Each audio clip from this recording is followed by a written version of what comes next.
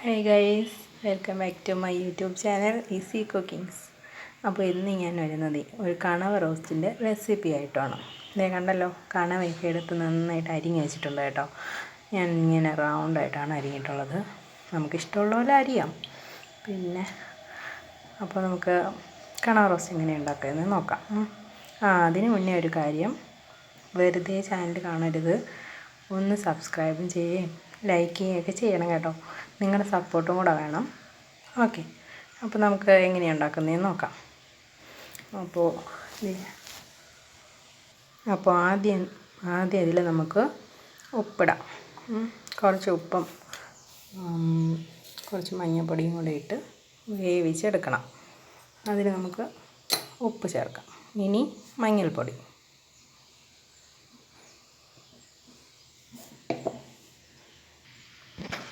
ഇനി കുറച്ച് മഞ്ഞൾപ്പൊടിയും കൂടെ ചേർത്തിട്ട്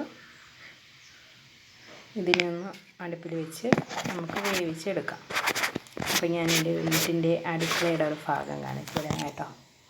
കണ്ടോ, എൻ്റെ കൂടെ കാണാനൊക്കെ ഇച്ചിരി കൊള്ളാം. വെള്ളമൊക്കെ ചോന്നുള്ളൊരു ചാനലാണ്. ഓക്കെ, പ്രകൃതി ഭംഗിയൊക്കെ കണ്ടുകൊണ്ടാണ് കുക്കിംഗ്. ഓക്കെ, അപ്പോൾ നമുക്ക് വീഡിയോയിലോട്ട് പോകാം. അപ്പോൾ നമ്മുടെ കണവക്കുട്ടനെ അടുപ്പിൽ വെച്ചിട്ടുണ്ട്. ഇരുന്ന് വേകുന്നുണ്ടോ? ഇനി വെന്ത് വരട്ടെ, എന്നിട്ട് ബാക്കി പണി. അപ്പോഴേക്കും നമ്മുടെ കണവയൊക്കെ വെന്ത് നല്ല പരുവായിട്ടുണ്ട് കേട്ടോ. ഇനി നമുക്കത് ഓഫ് ചെയ്ത് മാറ്റി വയ്ക്കാം.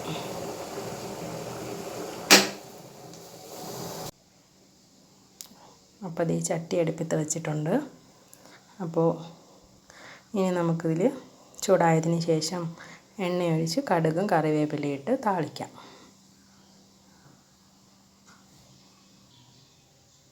അപ്പോൾ ചട്ടി ചൂടായിട്ടുണ്ട്. ഇനി നമുക്കിതിലോട്ട് കുറച്ച് വെളിച്ചെണ്ണ ഒഴിക്കാം.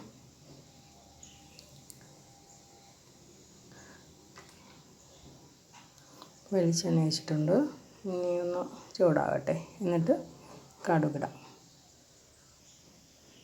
അപ്പോൾ എണ്ണ ചൂടായിട്ടുണ്ട്. ഇനി നമുക്കിതിൽ കടുകിടാം.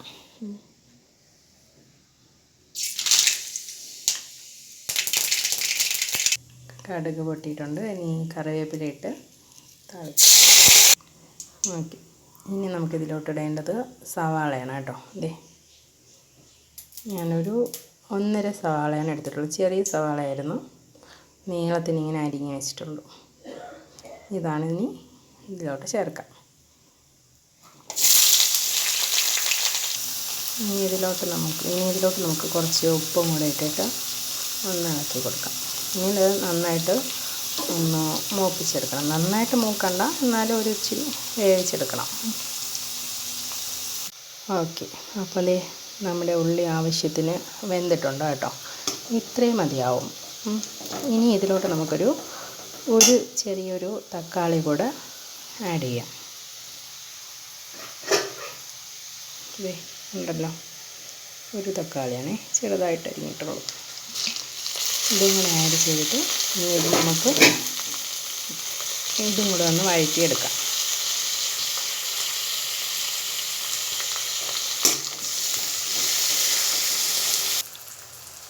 അപ്പോൾ നമ്മുടെ തക്കാളിയൊക്കെ നന്നായി വഴണ്ടിട്ടുണ്ട്, നന്നായി വെന്തിട്ടുണ്ട് കേട്ടോ. ഇനി നമുക്കിതിലോട്ട് പൊടികളിടാം. ആദ്യം നമുക്കൊരു 1/4 ടീസ്പൂൺ മഞ്ഞൾപ്പൊടി ഇടാം. ഓക്കെ, നമ്മൾ മഞ്ഞൾപ്പൊടി നേരത്തെ കണവ വേവിച്ചപ്പോൾ ഇട്ടിട്ടുണ്ടായിരുന്നു. ഇത് അരപ്പിലത്തേക്ക് വേണ്ടിയിട്ടുള്ളതാണ്. അടുത്തതായിട്ട് നമുക്കിതിലൊരു 1/2 ടേബിൾ സ്പൂൺ മല്ലിപ്പൊടി ഇടാം. കുറച്ച് മതി മല്ലിപ്പൊടിയൊക്കെ. ഈ മല്ലിപ്പൊടി ഒന്ന് മൂത്തതിന് ശേഷം നമുക്ക് മുളക് പൊടി ആഡ് ചെയ്താൽ മതി കേട്ടോ.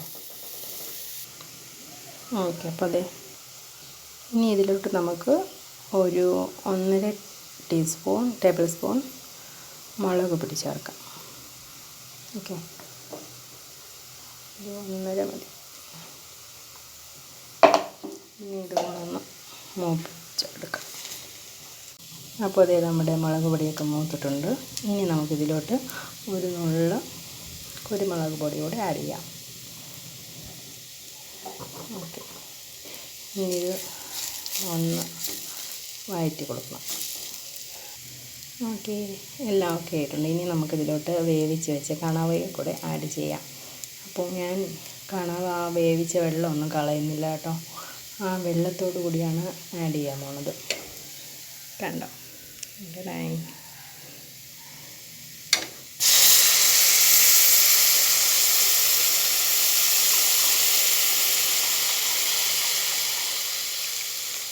ഓക്കെ, ഒരു മിനിറ്റ്. ഇനി കണവ ആഡ് ചെയ്യാം. ഇനി നമുക്ക് ഈ ഉള്ളിയും കണവയെല്ലാം കൂടെ നന്നായിട്ടൊന്ന് മിക്സ് ചെയ്തിട്ട് കുറച്ച് നേരം ഒന്ന് അടച്ച് വെച്ച് വേവിക്കാം. ഇനി ഇടയ്ക്ക് ഉപ്പ് നോക്കിക്കൊള്ളണം കേട്ടോ. നമ്മൾ കണവ വേവിച്ചപ്പോഴും ഉള്ളി വേവിച്ചപ്പോഴും ഉപ്പിട്ടിട്ടുണ്ടായിരുന്നു. അപ്പം നോക്കിയിട്ട് ആവശ്യമുണ്ടെങ്കിൽ ചേർക്കാം. അപ്പം നമുക്കിനി നമ്മുടെ കണവ റോസ്റ്റ് എന്തായെന്ന് നോക്കാം. തുറന്ന് നോക്കാം. സൂപ്പർ, അടിപൊളിയായിട്ടുണ്ട് കേട്ടോ. കണ്ടോ എന്താ പറഞ്ഞില്ലേ?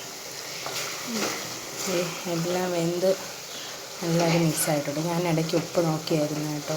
അപ്പോൾ ഇനി ചേർക്കേണ്ടിയൊന്നും വന്നില്ല. അത് തന്നെ കറക്റ്റ് അളവായിരുന്നു. സോ നല്ല ടേസ്റ്റി ആയിട്ടുള്ള കണവ റോസ്റ്റ് റെഡി ആയിട്ടുണ്ട്. അപ്പോൾ ഇനി നിങ്ങൾക്ക് ഞാൻ ഇനി വറ്റിക്കുന്നില്ല, ഇത്ര തന്നെയാണ് വെക്കുന്നത്. നിങ്ങൾക്ക് വേണമെങ്കിൽ ഇനിയും വറ്റിക്കാം. വറ്റിച്ച് നല്ലോണം വഴറ്റിയെടുക്കാം. അതൊക്കെ നിങ്ങൾ ഇഷ്ടം പോലെ ചെയ്യാം. ഞാൻ ഇനി വറ്റിക്കുന്നില്ല. എനിക്ക് എന്തായാലും ഇച്ചിരി ഗ്രേവി വേണം. അതുകൊണ്ട് ഈ ഒരു പരുവത്തിൽ തന്നെ ഞാൻ നിർത്തുകയാണ്. ഇനി ഇത് ഓഫാക്കി ഞാൻ ഉടനെ ഉപയോഗിക്കത്തില്ല കേട്ടോ. ഇതിനെ ഓഫാക്കിയിട്ട് കുറച്ച് നേരം തണുക്ക് ഇങ്ങനെ തന്നെ വെച്ചിരിക്കും. അതിന് ശേഷമേ എടുക്കത്തുള്ളൂ. ഓക്കെ, അപ്പോൾ ഈ എല്ലാം സെറ്റായിട്ടുണ്ട്.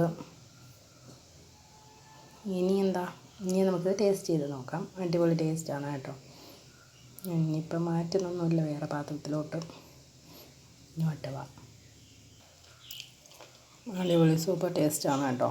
അപ്പോൾ എല്ലാവരും ഒരു പ്രാവശ്യമെങ്കിലും ഇതുപോലെ ഉണ്ടാക്കി നോക്കണം. ടേസ്റ്റ് ചെയ്തതിന് ശേഷം കമൻറ്റ് ബോക്സിൽ ഒന്ന് കമൻറ്റ് ഇടണം കേട്ടോ, എങ്ങനെ ഉണ്ടായിരുന്നു എന്ന്. അപ്പോൾ okay then bye bye. Subscribe ചെയ്യണം, ഷെയർ ചെയ്യണം, കമൻറ്റ് ചെയ്യണം, ലൈക്കും ചെയ്യണം. Bye, take care. ഇനി അടുത്ത വീഡിയോയിൽ കാണാം.